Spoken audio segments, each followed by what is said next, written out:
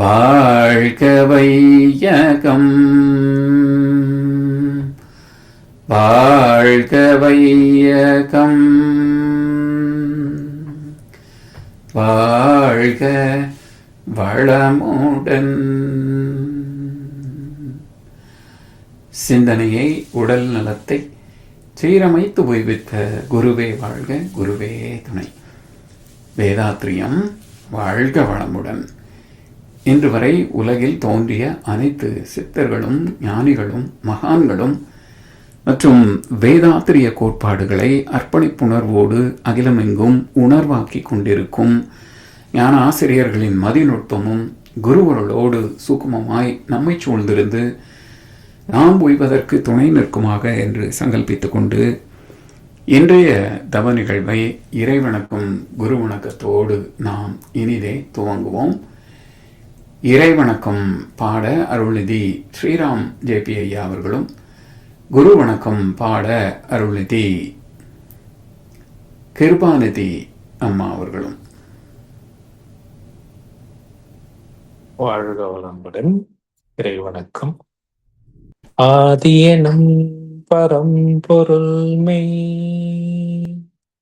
எழுச்சி பெற்று அணுவென்ற உயிராகி அணுக்கள் கூடி மோதி இணைந்து இயங்குகின்ற நிலைமைக்கேற்ப மூலகங்கள் பலவாகி அவை இணைந்து பேதித்தண்ட கோடியலாய் மற்றும் பிறப்பிறப்பிடை உணர்தல் இயக்கமாகி நீதி நெறி உணர் மாந்தராகி வாழும் நிலை உணர்ந்து தொண்டாற்றி இன்பம் காண்போம்.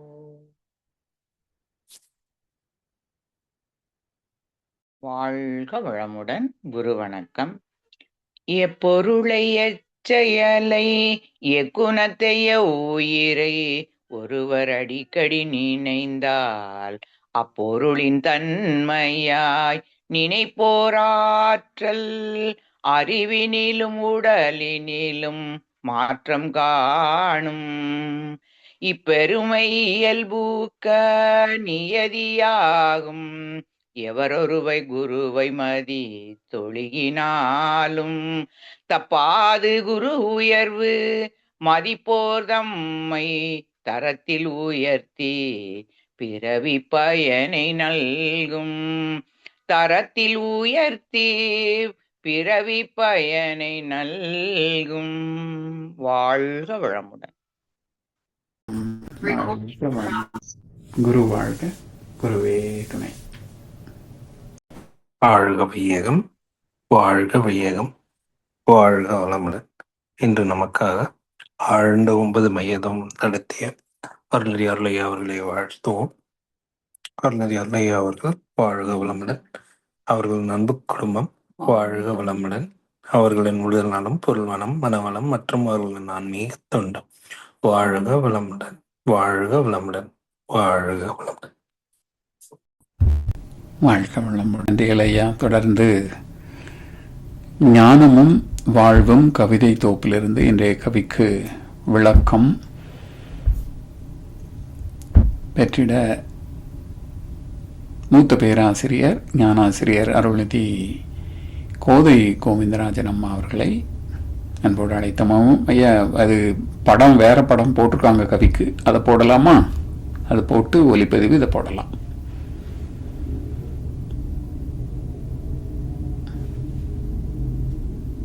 வாழ்க வளமுடன்.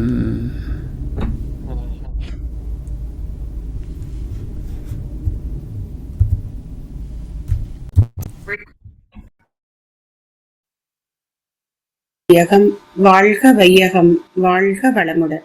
குரு வாழ்க, குருவே துணை. ஆசான் அருட்தந்தை வேதாத்ரி மகரிஷி அவர்கள் நம்மோடு சுக்குமமாக நிறைந்திருந்து நம்மை என்றென்றும் வழிநடத்துவாராக. சிகாகோ மனவளக்கலை மன்ற அறக்கட்டளை தினந்தோறும் நடத்துகின்ற இந்த இணையவழி நிகழ்விலே இணைந்துள்ள அனைத்து வேதாத்திரிய உறவுகளுக்கும் இனிய காலை மாலை வணக்கங்கள். வாழ்க வளமுடன். ஆழ்ந்த அமைதி தரும் தவமுயற்சி மகிழ்ந்தோம். அந்த அமைதி நிலையிலேயே மகரிஷியுடைய கவி ஞானம் வாழ்வும் என்ற அருமையான ஒரு பெட்டகத்திலிருந்து இன்றைய கவிதை. மகரிஷி அவர்களோட இன்றைய கவிதைக்கான தலைப்பு ஆன்ம நோக்கு அப்படின்னு கொடுத்திருக்காங்க. ஆனா அதற்கு முன்னாடி ஒரு சில கவிதைகளை பார்த்தோம்னா, மனிதன் தன்னுடைய நிலையிலிருந்து உயர்ந்து மெய்யுணர்வு பெறுவதற்கான வழிமுறைகளை சொன்னவங்க அதற்கு தடையாக இருக்கக்கூடிய விஷயங்களை பற்றி பேசுறாங்க. பழிச்செயல் பதிவுகள், தீதும் நன்றும் பிறர் தரவார.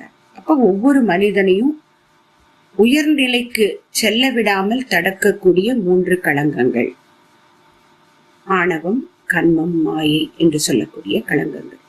அந்த களங்கங்களிலிருந்து எப்படி விடுதலை பெறுவது அப்படின்னு சொன்ன மகரிஷி, இந்த களங்கங்கள் மனிதனிடம் இருக்கு, அதை எப்படி மாற்றிக்கொள்வது? அதுல முக்கியமான ஒன்றாக மகரிஷி பார்க்கிறது தன்முனைப்பு தான், இல்லையா? சுவாமிஜி சொல்லுவாங்க இல்லையா, அந்த தான் என்ற அதிகார பெற்று தனது என்கின்ற பொருள் பற்று. இந்த தாய்க்கும் தந்தைக்கும் பிறந்த 6 அவல குழந்தைகள் தான் அருகுணங்கள் அப்படின்னு சொல்லுவோம். அப்ப முதல்ல நாம மாற்ற வேண்டிய ஒரு குணம் அந்த தன்முனைப்பு. இந்த தன்முனைப்பை பற்றி இந்த பாடல்ல தனித்துவமாக விளக்குறாங்க. தன்முனைப்பால் தான் தனது எனும் கருத்தில் தன்னையே புலன்மயக்கால் எல்லை கட்டி. முதல் 2 வரி பார்க்கலாம். தன்முனைப்பால் தான் தனது என்ற கருத்தில், இல்லையா? அப்போ அங்க இந்த தன் முனைப்பு அப்படிங்கிறது என்ன? இப்போ ஒரு உதாரணமா சொன்னோம்னா, மகரிஷி சொல்றாங்க, எல்லாருக்குள்ளேயும் அந்த கடவுள் இருக்கிறார், அந்த இறைநிலையினுடைய பிம்பம் தான் நாம் அனைவரும் அப்படின்னு சொல்றாங்க. பார்க்கக்கூடிய பொருள் எல்லாம் இறைநிலையின் தோற்றங்களை. இதை உணர்ந்த ஒரு மனிதன் என்ன சொல்றாங்க? நான் கடவுள் அப்படின்னு சொன்னா அங்கே அது தன்முனைப்பு, இல்லையா? மகரிஷி சொல்லக்கூடிய கருத்திலிருந்து நாம் எடுத்துக்கொள்ள வேண்டிய விஷயம் நானும் கடவுள், இல்லையா? அப்ப நானும் கடவுள்னு சொல்லும் போது பார்க்கக்கூடிய அனைத்தும் கடவுள், அது போல நானும் கடவுள். அங்கே தன்முனைப்பு இல்ல, அங்கே உணர்தல் மட்டும் இருக்கு. தன்முனைப்பு வந்துடுச்சுன்னா தான் அப்படிங்கிற எண்ணம், நான் செய்வது சரி, தான் என்ற அதிகாரப்பற்று, தனது என்கின்ற பொருள் பற்று, இந்த மாதிரி பல விஷயத்திலும் அந்த அகங்காரம் இருக்கும். அப்ப அந்த தன்முனைப்பால் நான் சொல்வதுதான் சரி, என்னுடையதுதான் அனைத்தும் என்ற கருத்தில் ஒரு மனிதன் வாழ்க்கையை நடத்திக்கிட்டு வந்தா அவங்களோட வாழ்க்கை எப்படி இருக்கும்? தன்னையே புலன் மயக்கத்தில் எல்லை கட்டி. புலன் மயக்கம், பொருள் மயக்கம் பற்றி மகரிஷி சொல்லுவாங்க இல்லைங்களா? வள்ளுவர் ஒரு இடத்துல சொல்லுவாரு, பொருளல்லவற்றை பொருளென்று உணரும் மருளானா மானா பிறப்பு. எது நிலையானது அப்படிங்கிற அந்த ஞானம் இல்லாததுனால் என்னிடம் இருக்கக்கூடிய பொருள் என்னுடையது, இது நிலையானது, நானே வச்சிருக்கேன். இந்த உடலை கூட அப்படிதானே நம்ம ஒரு சில நேரங்கள்ல நினைக்கிறோம், இல்லையா? மகரிஷி ஒரு கவிதையில சொல்லுவாங்க, இயற்கை என்ற பேராற்றல் மனித உடல் அதனை எத்தனையோ காலமாக ஏற்ற நுட்பத்தோடு வயிற்றினிலே வைத்து பல லட்சம் தலைமுறைகளை வடிவமைத்து கொடுத்துள்ளது, இல்லையா? இந்த உடல் நான் என்னோடதுன்னு நான் நினைக்கிறேனே, இந்த உடல் சாதாரணமா வந்துருச்சா? அது சொல்றாங்க மகரிஷி. இயற்கை என்ற பேராற்றல் இந்த மனிதன் உடலை எத்தனையோ காலமாக ஏற்ற நுட்பத்தோடு வயிற்றினிலே வைத்து பல லட்சம் தலைமுறைகள் வடிவமைத்து கொடுத்தது. ஆனால் இதை காணாமல், இதை உணராமல் மனிதன் முயற்சியினை தன்முனைப்பில் ஆழ்த்தி, அங்க ஒரு வார்த்தை சொல்லுவான், முயற்சியினை மனிதன் தன்னுடைய எண்ணம் சொல் செயல தன்முனைப்பால் ஆழ்த்தி இன்பம் மிகையாக எவ்வுறுப்பால் துய்த்து கெடுத்தாலும் பயிற்சி தரும் பாடம் போல் அவ்வுறுப்பின் வழியே பல நாட்கள் வருந்த ஏற்று நோய் விளையும் பாரி. அப்போ இதையெல்லாம் உணர்த்துவதற்கு, இந்த தன்முனைப்பை நம்மிடமிருந்து மாற்றுவதற்கு ஒரு குருவினுடைய துணை நமக்கு தேவை இல்லையா? தன்முனைப்பு நீங்க தான் ஒரு குருவை அடையறோம். அப்ப குரு அப்படிங்கிறவர் எவ்வளவு முக்கியமான ஒருத்தர். ஒருவர் கேட்கிறாரு போயிட்டு, ஏன் நம்மளே எல்லாம் கத்துக்க முடியாதா? குரு என்பவர் எதற்கு நமக்கு அவசியம் அப்படின்னு கேட்கிறார். அப்ப அதை உணர்த்துவதற்கு ஒரு சின்ன டெஸ்ட் வைக்கிறாரு அந்த ஒரு மகான். ஒரு வாளியில தண்ணீர் கொண்டு வர சொல்றாரு. கொண்டு வந்து கொடுத்துட்டு அதுல ஒரு கல்லு கொடுத்து இந்த கல்ல இந்த தண்ணியில வைங்க அப்படின்னு சொல்றாரு. தண்ணியில போட்டா என்ன நடக்கும் நமக்கு தெரியும் இல்லைங்களா? உடனே கல் அப்படியே உள்ளே முழுகி விட்டது. எப்படி வைக்க முடியும் கேட்கிறார் அவர். ஒரு நிமிடம் அந்த மகான் என்ன செய்யறாரு, ஒரு மரத்தக்கை, மரத்தினாலான சின்ன ஒரு ஸ்கொயரான ஒரு மரப்பலகை, அந்த பலகையை தண்ணி மேல போடுறாரு. அது என்ன பண்ணும், தண்ணியில மிதக்கும். அப்படி மிதக்கும் போது அதன் மேல கல்ல வைக்கிறாரு. அங்கே கல்லு உள்ள போகல. அப்போ இதுதான் குரு. நமக்கு எல்லாம் தெரியும் என்று நாம் நினைத்து கொண்டிருக்கிறோம், அப்ப முழுகி போயிடுவோம். ஆனா குரு என்பவர் தான் நமக்கு இந்த தன்முனைப்பை நீக்குவதற்கான வழி சொல்றார். அது இல்லைன்னா எப்படி அந்த நபர் சொன்னாரோ, நானே எல்லாவற்றையும் கற்றுக்கொள்வேன், எல்லாம் என்னுடையது, எனக்கு தெரியும் அப்படிங்கிறது அங்கே புலன் மயக்கத்தில் எல்லை கட்டி மனம் நின்று விடுகிறது இல்லையா? சொல்லுவாங்க இல்லையா, ஒரு ஜென் கதையில கற்றுக்கொள்வதற்காக போறாங்க ஒரு குருவிடம். இவர் என்ன நினைச்சுக்கிட்டு போறாருங்க, எனக்கு எல்லாம் தெரியும், இந்த குரு என்னத்தை சொல்லி கொடுத்துற போறார் அப்படின்னு இருக்கு. அவர் சொல்வதை இவர் சரியாகவே காதுல வாங்கல. அப்போ அந்த குரு ஒரு குறிப்பால் உணர்த்துகிறார். காஃபி போட்டுட்டு வரேன், டீ போட்டுட்டு வரேன்னு சொல்லிட்டு தேநீர் போட்டு கொண்டு வந்துட்டு அந்த கப்புல ஏற்கனவே நிறைய தேநீர் இருக்கு, மேல ஊற்றி கொண்டே இருக்கிறார். அப்ப அந்த நபர் கேட்கிறார், என்ன இப்படி ஊத்திக்கிட்டே இருக்கீங்களே, அது நிரம்பி வழிஞ்சு போயிடாதா? அப்படித்தான் நீங்களும் இருக்கின்றீர்கள். எனக்கு எல்லாம் தெரியும், நான் கற்றுக்கொள்வதற்கு ஒன்றும் இல்லை என்று தன்முனைப்பால் புலன்மயக்கில் எல்லை கட்டி நிற்கும் போது எந்த நல்ல விஷயமும் நமக்கு வராது. அதே இது காலி கோப்பையாக இருந்தால் எந்த இடத்திலும் நாம கொடுப்பதை வாங்கி கொள்ள முடியும். அப்போ இதே போல இந்த தன்முனைப்பால் தான் தனது என்ற அதிகாரப்பற்று பொருள் பற்றில இருக்கும் போது என்ன நடக்குங்கிறாங்க, புலன்மயக்கத்தால் எல்லை கட்டி தன்னையே துன்பத்துள் சிக்க வைத்து தவிக்குங்கால் தவிச்சு போறாங்க ஒரு சிலர். மகரிஷி இன்னொரு கவிதையில பின்னாடி வரக்கூடிய ஒரு கவிதையில சொல்லுவாங்க, தன்முனைப்பு ஒருவருக்கு இருக்குமே ஆனால் அதற்கு என்னென்ன அடையாளம்னு பல விஷயங்களை சொல்லுவாங்க. அது மட்டும் இல்ல, அவங்களுக்கு நட்பே இருக்காதுன்னு சொல்லுவாங்க.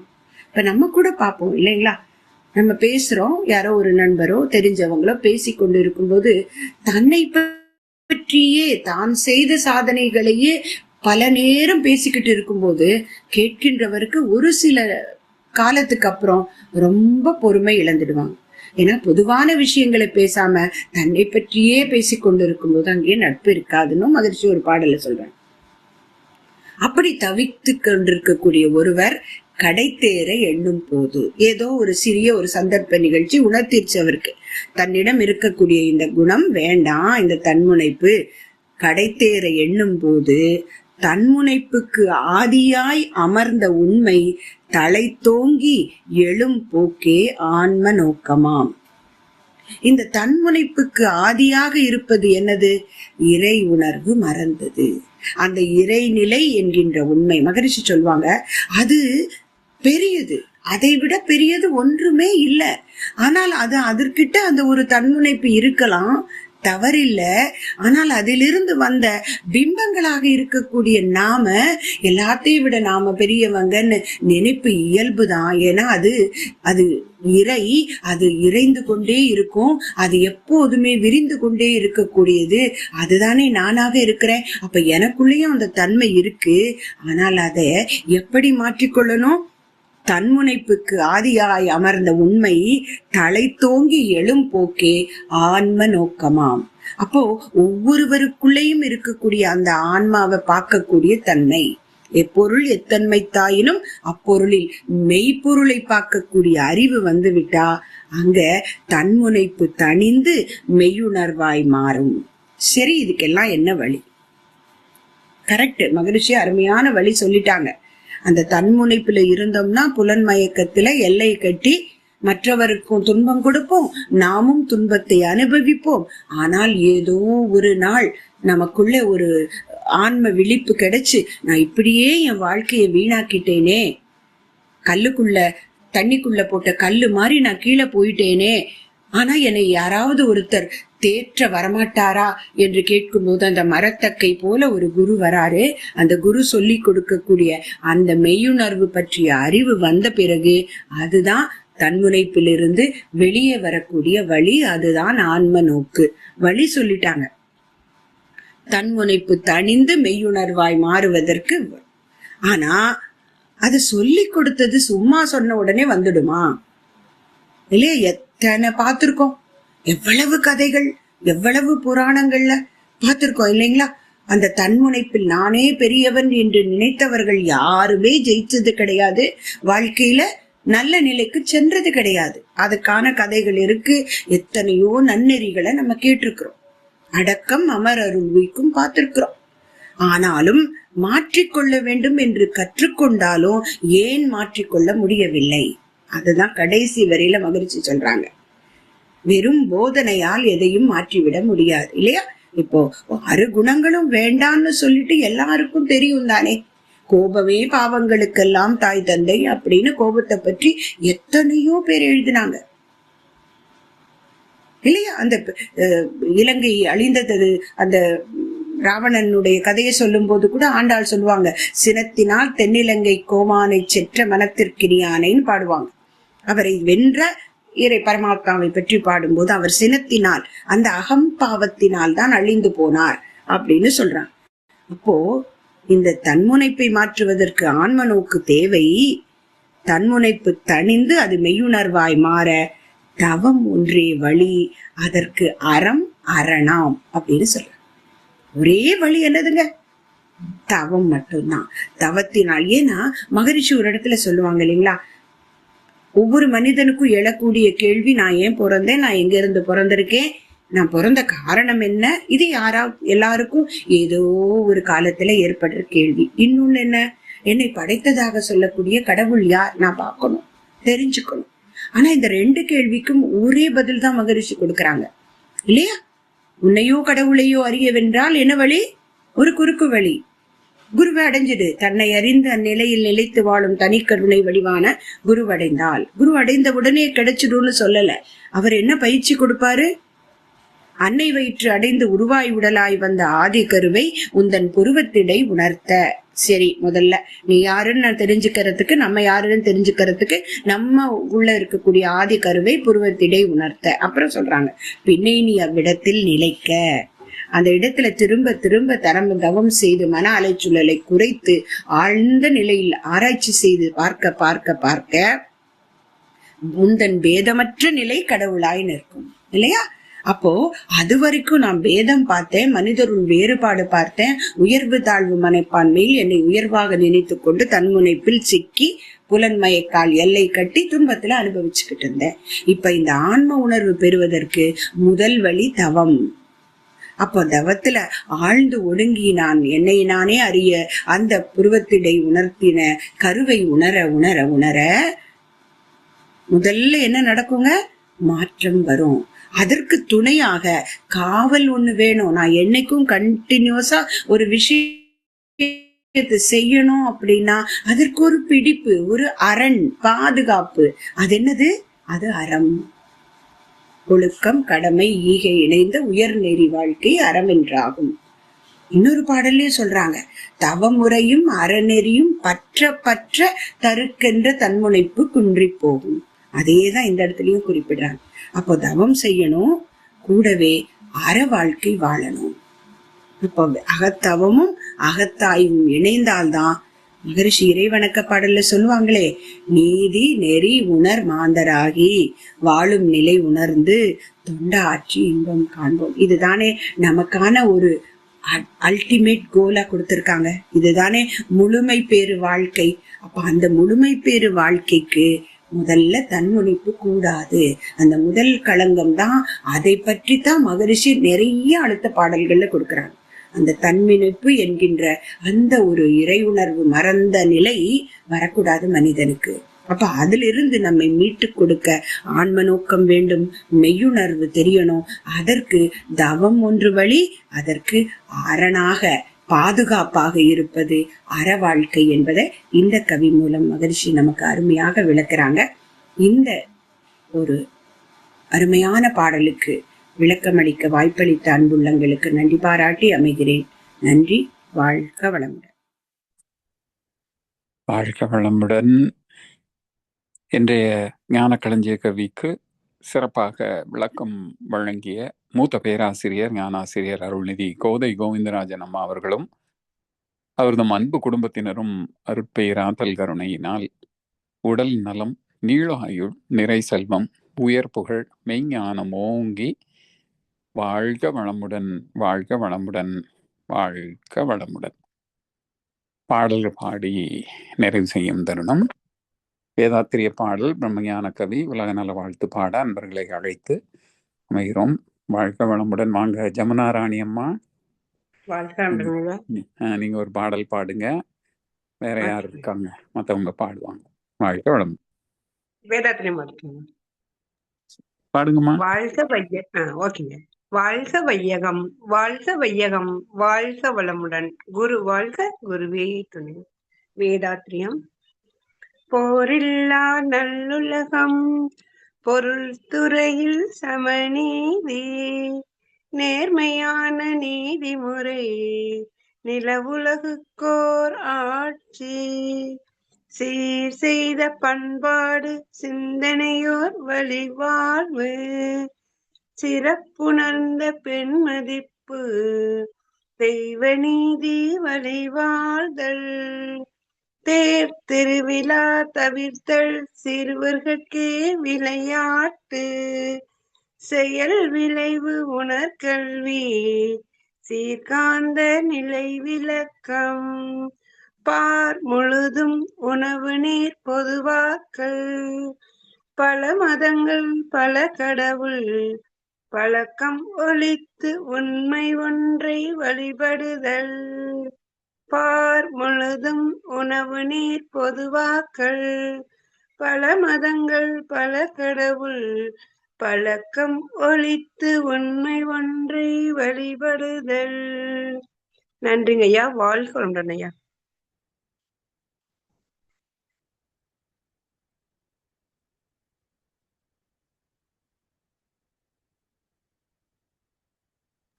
வாழ்க வளமுடன். பிரம்மஞான கவி உலக நல வாழ்த்து. வேற யாரு வரீங்க? சுகந்தி அம்மா, கிருபாநிதி அம்மா, பத்மாவதி அம்மா. வாழ்க வளமுடன். பிரம்மஞான பாடல். இறைவழியே தன்னிருக்க சூழ்ந்தழுத்தும் ஆற்றல், சூழ்ந்தழுத்தும் ஆற்றல், இதன் திணிவு மடிப்பு வில சுழலும் நுண்விண்ணாம், இதன் திணிவு மடிப்பு வில சுழலும் நுண்விண்ணாம், நிறைவெளியில் விண்சுழல நெருக்குகின்ற உரசல், நெருக்குகின்ற உரசல், நிலைவெளியில் எழுப்புகின்ற நேரலைகள் காந்தமாம், நிலைவெளியில் எழுப்புகின்ற நேரலைகள் காந்தமாம், மறைபொருளாம் காந்தம் தன் மாத்திரைகள் ஐவகை, தன் மாத்திரைகள் ஐவகை, மலைக்காதீர் விண்கூட்டம் மாபூதம் ஐந்துமாம், மலைக்காதீர் விண்கூட்டம் மாபூதம் ஐந்துமாம், முறையாய காந்த ஆளை மனமாம் உயிர் உடல்களில், மனமாம் உயிர் உடல்களில் மதி உயர்ந்து உண்மை பெற மா பிரம்ம ஞானமாம், மதி உயர்ந்து உண்மை பெற மா பிரம்ம ஞானமாம், மா பிரம்ம ஞானமாம். வாழ்க வளமுடன். உலக நல வாழ்த்து. உலகமெல்லாம் பருவமழை ஒத்தபடி பெய்யட்டும், உழவரெல்லாம் தானியத்தை உவப்புடனே பெருக்கட்டும், பல தொழில்கள் புரிகின்ற பாட்டாளி உயரட்டும், பகுத்துணர்வில் தொகுத்துணர்வு பண்பாட்டை உயர்த்தட்டும். கலகங்கள் போட்டி பகை கடந்தாட்சி நடக்கட்டும். கல்லாமை கடன் வறுமை கலகங்கள் மறையட்டும். நலவாழ்வை அளிக்கும் மெய்ஞான ஒளி வீசட்டும். நம் கடமை அறவாழ்வில் நாட்டத்தே சிறக்கட்டும். வாழ்க வையகம், வாழ்க வையகம், வாழ்க வளமுடன். வாழ்க வளமுடன். இன்றைய தவத்தில் கலந்து கொண்ட அன்பர்கள், தவத்தை வழிநடத்திய நச்சிந்தனை வழங்கிய பாடல்கள் பாடியவர் அனைவரும் வாழ்க வளமுடன். அவர்களின் அன்பு குடும்பம், அவர்களின் உடல் நலம், மனவளம், பொருள் வளம், அருள் தொண்டு, ஆன்மீக தொண்டு, வாழ்க வளமுடன், வாழ்க வளமுடன், வாழ்க வளமுடன். இத்துடன் இன்றைய காலை தவம் நிகழ்வு மகிழ்வோடும் இனிதே நிறைவு பெறுகின்றது. பெரியார்களும் குருவர்களும் நம் அனைவரையும் எப்பொழுதும் சூழ்ந்திருந்து நம்மை இந்த நிலவுண பயணத்திலே சிறந்த முறையிலே வழிநடத்தட்டும் என அனைவரையும் வாழ்த்தி வணங்கி நன்றி கூறி அமைகிறோம். வாழ்க வேகம், வாழ்க வேகம், வாழ்க வளமுடன்.